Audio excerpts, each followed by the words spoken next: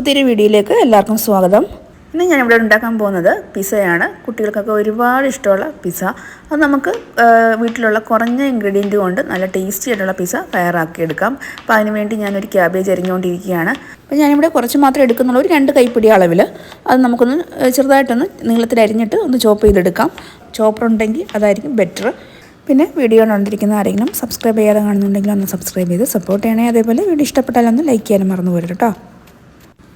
പിന്നെ ഞാൻ എടുത്തിരിക്കുന്നത് ക്യാരറ്റാണ്. അത് 2 എടുത്തിട്ടുണ്ട്. അത് ചെറുതായതുകൊണ്ട് അവിടെ 2 എടുത്തേക്കുന്നത്. ക്യാരറ്റിന് ചെറുതായിട്ട് അരിഞ്ഞെടുത്ത ശേഷം പിന്നെ എടുക്കുന്നത് ഒരു സവാളയാണ്. അതും ഇതേപോലെ ചെറുതായിട്ടൊന്ന് അരിഞ്ഞെടുക്കാം. പിന്നെ എടുത്തേക്കുന്നത് ഒരു തക്കാളിയാണ്. തക്കാളിയും ഇതേപോലെ അരിഞ്ഞെടുത്തിട്ടുണ്ട്. തക്കാളിയും ചെറുതായിട്ട് അരിഞ്ഞ ശേഷം ഞാൻ പിന്നെ ചെറിയൊരു പീസ് ക്യാപ്സിക്കം എടുക്കുന്നുണ്ട്. അപ്പോൾ ക്യാപ്സിക്കൊക്കെ ഇഷ്ടമുള്ള കളർ എടുക്കും കേട്ടോ. അപ്പോൾ ഒരു കളർഫുള്ളായിരിക്കും നമ്മുടെ പിസ്സ. അപ്പോൾ അതിനായി ചെറിയ പീസ് എടുക്കുന്നുള്ളൂ. അത് അരിഞ്ഞെടുത്ത ശേഷം പിന്നെ 2-3 പച്ചമുളകും കൂടെ എടുക്കുന്നുണ്ട്. അത് എരിവിന് ആവശ്യമായിട്ടുള്ളത്. അതും കൂടി ചെറുതായിട്ട് അരിഞ്ഞെടുത്ത് മറ്റൊരു പാത്രത്തിലേക്ക് നമുക്ക് മാറ്റി വെക്കാം. ഈ ഒരു ബൗളിലേക്ക് ഒരു 3 മുട്ട പൊട്ടിച്ചൊഴിക്കാം.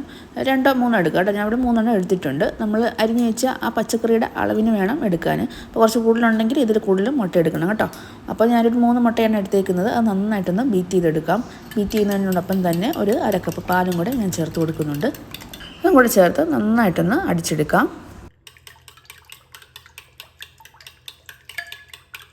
നന്നായിട്ടൊക്കെ അടിച്ചെടുത്ത് വെച്ചിട്ടുണ്ട്. ഇനി ഇതിലേക്ക് നമുക്ക് അരിഞ്ഞ് വെച്ചിരിക്കുന്ന വെജിറ്റബിൾസ് ചേർത്ത് കൊടുക്കാം. വെജിറ്റബിൾസ് എല്ലാം ചേർത്ത് കൊടുത്തതിന് ശേഷം അല്പം ഉപ്പും കൂടെ ചേർത്ത് കൊടുക്കാം. കുറച്ച് മാത്രം ഉപ്പ് ചേർത്താൽ മതി കേട്ടോ. നമ്മൾ ചീസൊക്കെ ചേർക്കുമ്പോൾ അതിനകത്ത് ഉപ്പുണ്ട്. അപ്പോൾ ഉപ്പില്ലാത്ത ചീസാണെങ്കിൽ കുഴപ്പമില്ല. അപ്പോൾ ഉപ്പുള്ള ചീസാണെങ്കിൽ ഇതിൽ നമ്മൾ ഉപ്പിടുമ്പോൾ കുറച്ച് മാത്രമേ ചേർക്കാവുള്ളൂ. ഇതെല്ലാം കൂടെ ഒന്ന് ഇളക്കി യോജിപ്പിച്ച ശേഷം നമുക്കിതിലേക്ക് വേവിച്ച് വെച്ചിരിക്കുന്ന ചിക്കൻ ചേർത്ത് കൊടുക്കാം. എല്ലില്ലാത്ത ചിക്കൻ വേണം ചേർത്ത് കൊടുക്കാൻ വേണ്ടി. അത് ചെറിയൊരു കപ്പ് ആണ് എടുത്തേക്കുന്നത്. ഉപ്പും മഞ്ഞൾപ്പൊടിയും അതേപോലെ കുരുമുളക് പൊടിയും കൂടി ചേർത്ത് വേവിച്ചെടുത്തതാണ് ചിക്കൻ. അപ്പോൾ ചിക്കനകത്ത് ഉപ്പുണ്ട്. അതാണ് ഞാൻ പറഞ്ഞത് നേരത്തെ ഉപ്പ് ചേർത്ത് കൊടുക്കുമ്പോൾ നമ്മൾ സൂക്ഷിച്ച് വേണം ചേർത്ത് കൊടുക്കാൻ വേണ്ടി. എന്നിട്ട് ഇത് നന്നായിട്ടൊന്ന് ഇളക്കി യോജിപ്പിച്ചിട്ട് ഇത് മാറ്റി വെക്കാം. ഇനി പിസ്സയുടെ ബേസിന് വേണ്ടി ഞാൻ എടുത്തിരിക്കുന്നത് ബ്രെഡാണ്. അപ്പോൾ മൈദ വേണ്ടെന്ന് വെച്ചിട്ട് നമുക്ക് ബ്രെഡല്ലേ കൂടുതൽ എളുപ്പം ചെയ്തെടുക്കാൻ എളുപ്പം ബ്രെഡാണ്. ഞാനിവിടെ ഒരു 6 സ്ലൈസ് ബ്രെഡ് എടുത്ത് വെച്ചിട്ടുണ്ട്. അതിനെ 4 പീസാക്കി മാറ്റി വെക്കുകയാണ്.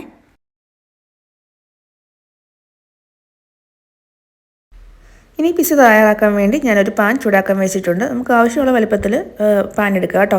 അപ്പം ഒരു ഇടത്തരം വലുപ്പത്തിലുള്ള പാനാണ് എടുത്തിരിക്കുന്നത്. ഇനി അതിലേക്ക് ഞാൻ ഓയിൽ ഒഴിച്ച് കൊടുക്കുകയാണ്. സൺഫ്ലവർ ഓയിലാണ് ഒഴിച്ച് കൊടുത്തിരിക്കുന്നത്. അപ്പോൾ വെളിച്ചെണ്ണ ഒന്നും ഒഴിച്ച് കൊടുക്കരുത് കേട്ടോ. വെളിച്ചെണ്ണയ്ക്ക് വേറെ ഫ്ലേവർ ആയതുകൊണ്ട് ഇതുമായിട്ട് യോജിക്കത്തില്ല. അപ്പം ബട്ടറോ അല്ലെങ്കിൽ ഇതേപോലെ സൺഫ്ലവർ ഓയിലോ ചേർത്ത് കൊടുക്കാം.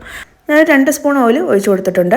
അപ്പോൾ അത് നന്നായിട്ടൊന്ന് ചൂടായ ശേഷം നമുക്ക് ഫ്ലെയിം ഓഫ് ചെയ്യാം. ഫ്ലെയിം ഓഫ് ചെയ്തിട്ട് വേണം ഈ ബ്രെഡ് ഇതേപോലെ നിരത്തി വെച്ച് കൊടുക്കാൻ. അപ്പോൾ ഫ്ലെയിം ഓണായി കിടന്നാൽ ബ്രെഡ് പെട്ടെന്ന് കരിഞ്ഞു പോകും കേട്ടോ. അപ്പോൾ അതെല്ലാം നിരത്തി വെച്ച ശേഷം നമ്മൾ ബ്രെഡ് കട്ട് ചെയ്ത പൊടി ഉണ്ടല്ലോ, അതും കൂടെ അങ്ങ് ഇട്ട് കൊടുക്കുന്നുണ്ട്. അത് ഇട്ട് കൊടുത്ത് എല്ലാം സെറ്റാക്കി വെച്ച ശേഷം നമുക്ക് ഇതിലേക്ക് ആ മിക്സും കൂടെ ഒഴിച്ച് കൊടുക്കാം കേട്ടോ.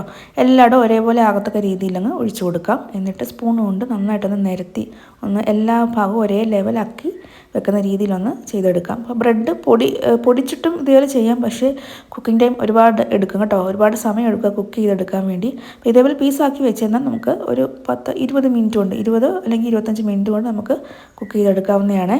അപ്പോൾ അതെല്ലാം ഒന്ന് ഇട്ട് കൊടുത്തിട്ട് ഒന്ന് സ്പൂൺ കൊണ്ട് ഒന്ന് ലെവൽ ചെയ്ത് കൊടുക്കാം.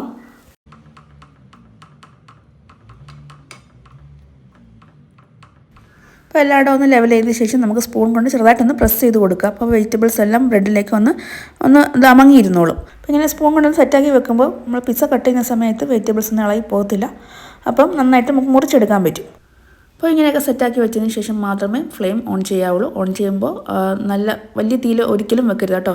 ഏറ്റവും ചെറിയ തീയിൽ വേണം വെച്ച് വേവിച്ചെടുക്കാൻ. എന്നിട്ട് മൂടി വെച്ചിട്ട് ഒരു 10 മിനിറ്റ് ആകുമ്പോഴത്തേക്ക് നമുക്ക് ആവി വരും. അതുവരെ ഒന്ന് വെയിറ്റ് ചെയ്യാം.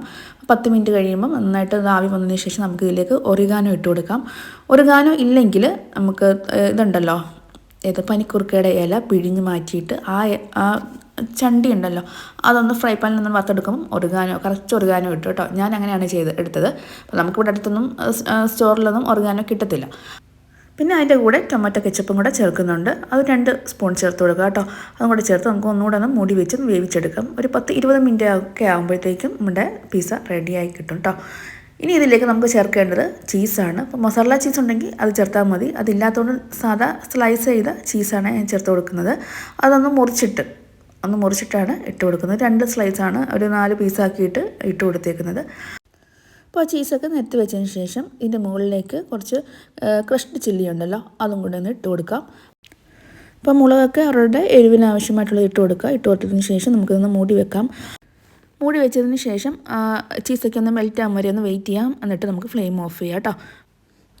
അപ്പോൾ നമ്മുടെ പിസ്സ അവിടെ റെഡി ആയിട്ടുണ്ട്. നല്ലൊരു സ്മെല്ലാണ് കേട്ടോ വരുന്നത്, നല്ല മണമാണ് വരുന്നത്. നമ്മുടെ ഉറുഗാനൊക്കെ ഇട്ട് കൊടുത്തില്ലേ, ഉറുഗാനയുടെയും ചീസിൻ്റെയൊക്കെ നല്ലൊരു സ്മെല്ലാണ് വരുന്നത്. അപ്പോൾ എല്ലാവരും തീർച്ചയായിട്ടും ഒന്ന് ചെയ്ത് നോക്കാം. നമുക്കിത് ആറിയതിന് ശേഷം കട്ട് ചെയ്യാം. നമ്മളിപ്പോൾ ചൂടാറാതെ കട്ട് ചെയ്യുവാണെങ്കിൽ നമ്മൾ ഉദ്ദേശിച്ച രീതിയിൽ കട്ട് ചെയ്തെടുക്കാൻ ഒക്കത്തില്ല. അതൊന്ന് ജസ്റ്റ് ഒന്ന് ചൂടൊന്ന് നന്നായിട്ടൊന്ന് ആറിയതിന് ശേഷം നമുക്കിത് കട്ട് ചെയ്യാം, പീസാക്കി മുറിച്ചെടുക്കാം കേട്ടോ. ഞാനിപ്പോൾ നല്ല ചൂടോടെ കൂടിയാണ് തന്നെയാണ് കട്ട് ചെയ്യുന്നത്. ആ മണം കൊണ്ട് എനിക്കത് ടേസ്റ്റ് ചെയ്ത് നോക്കാതിരിക്കാൻ പറ്റുന്നില്ല. ആ ഒരു വെപ്രാളത്തിൽ ഞാൻ കട്ട് ചെയ്തെടുത്തതാണ്. അപ്പം അതിൻ്റെ ചെറിയ പീസുകളൊക്കെ അവിടെ ഇളകിപ്പോയിട്ടുണ്ട്. അപ്പോൾ എല്ലാവരും ചൂടാറിയതിന് ശേഷം മാത്രം കട്ട് ചെയ്തെടുക്കുക കേട്ടോ. അപ്പോൾ എല്ലാവരും തീർച്ചയായിട്ടും ഒന്ന് ചെയ്ത് നോക്കുക. വീഡിയോ ഇഷ്ടപ്പെട്ടാൽ ഒന്ന് ലൈക്കും ഷെയറും കമൻറ്റും അതേപോലെ ഒന്ന് സബ്സ്ക്രൈബ് ചെയ്യാൻ മറന്നു വരുത് കേട്ടോ. സബ്സ്ക്രൈബ് ചെയ്യുമ്പോൾ ബെല്ലൈക്കൺ പ്രസ് ചെയ്യാനും അതേപോലെ ഓൾ എന്ന ഓപ്ഷൻ ഒന്ന് ക്ലിക്ക് ചെയ്യാനും മറന്നു വരുത്. അപ്പോൾ ഓക്കെ, താങ്ക്